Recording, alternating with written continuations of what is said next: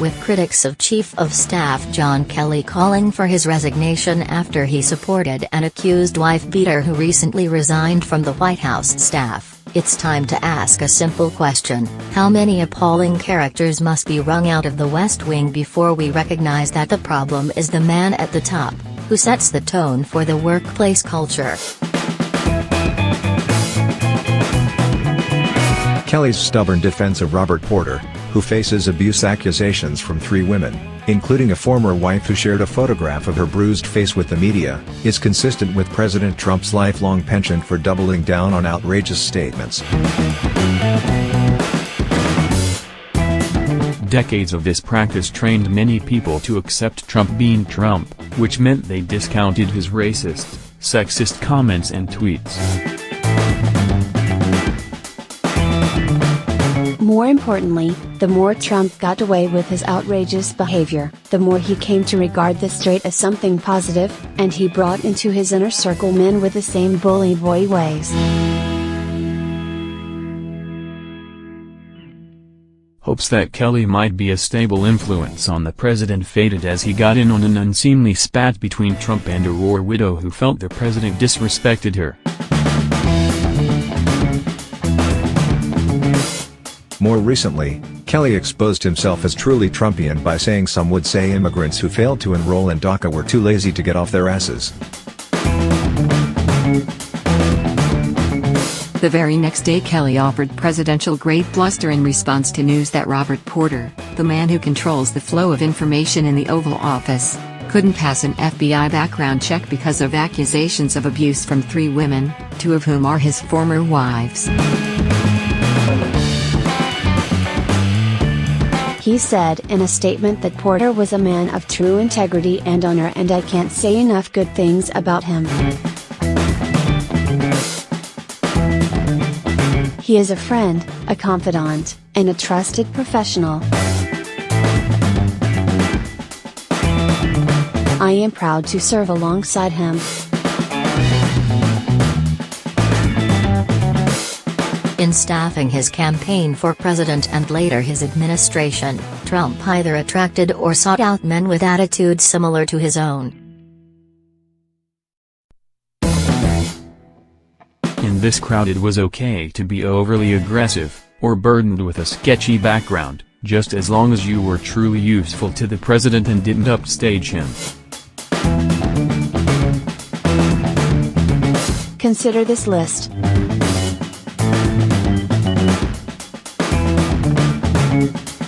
Corey Lewandowski, Trump's first campaign manager, was the embodiment of obnoxious pugnacity and ended up on video grabbing a female reporter at an event, forcibly preventing her from asking Trump a question.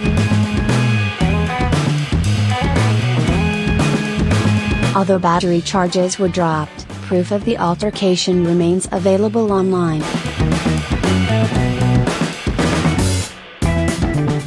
Days later, Lewandowski grabbed a protester at a Trump rally.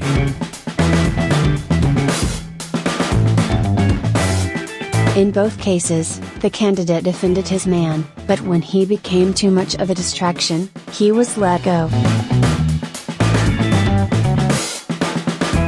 Paul Manafort, who replaced Lewandowski as campaign manager, came to the Trump campaign from the dark corners of international political consulting, where his clients included a rogues gallery that should have disqualified him from any presidential hopeful's campaign. Add his connections to Russian oligarchs, and Manafort was toxic.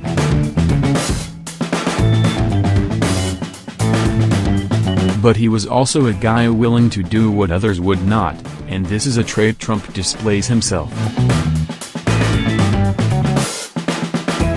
So it was that Manafort became a Trump insider until, of course, he was ousted, and later indicted by special counsel Robert Mueller as part of the investigation into Russia's election meddling.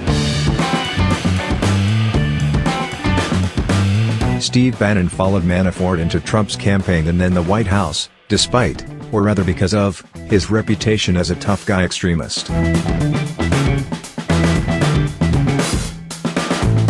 In his prior job as head of the Breitbart news organization, he published virulent anti-Muslim and anti-woman pieces, and welcomed so-called alt-right provocateurs who exhibit a range of hateful attitudes.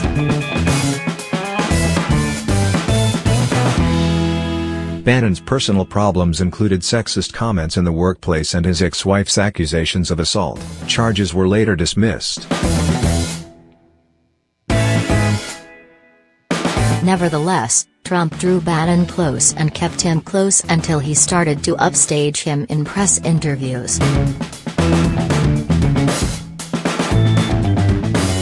Only then was he forced out.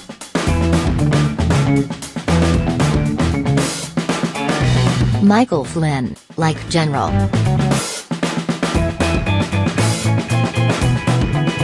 Kelly, was a military man, and was every bit the tough guy in the campaign as he chanted "Lock her up."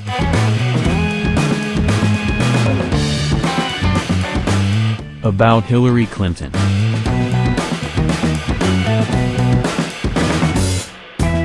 This display, which disrespected the rank Flynn had achieved in the Army and showed terrible judgment to boot, would be enough to disqualify him from serving some presidents.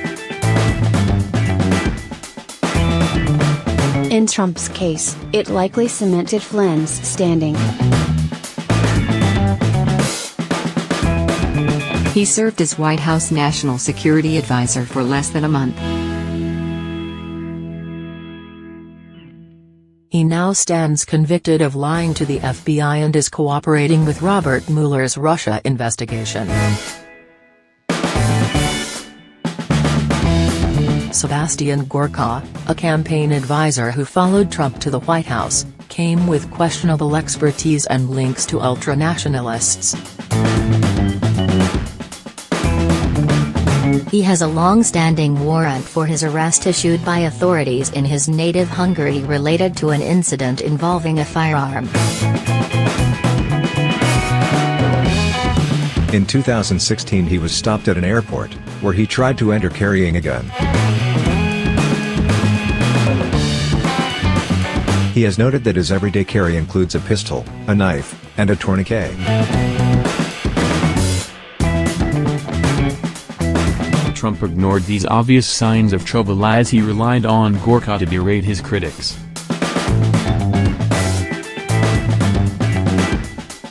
Then he seemed to run afoul of a new chief of staff, John Kelly, and left his White House post. Kelly, a retired Marine general, was supposed to be the man who would calm Trump's White House, and Gorka's departure suggested he was up to the task. The president was obviously comfortable with Kelly because he was a military man. Trump famously loves generals, with a tough guy demeanor, and because he was, like Trump, a hawk on immigration. And now, Robert Porter.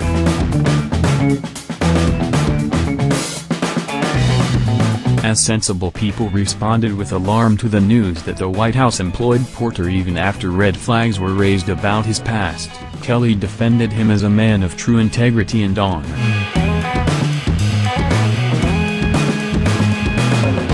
Kelly's statement, and reports that he encouraged Porter to stay on the job, revealed the inclinations of a man ruled by attitude, not sober reflection. These actions also threaten Kelly's own reputation. Whether Kelly stays or goes, he is now yet another example of the toxic workplace culture created by Donald Trump, who clearly brought into his administration the kinds of men who make him feel at ease. Trump has a lifelong record of bullying, aggression, lying, and extremism. He is, remember, the man who joked about sexually assaulting women on the infamous Access Hollywood tape. The 6 men noted above, and a host of other figures in the administration, have come out of the Trump mold and proven incapable of better.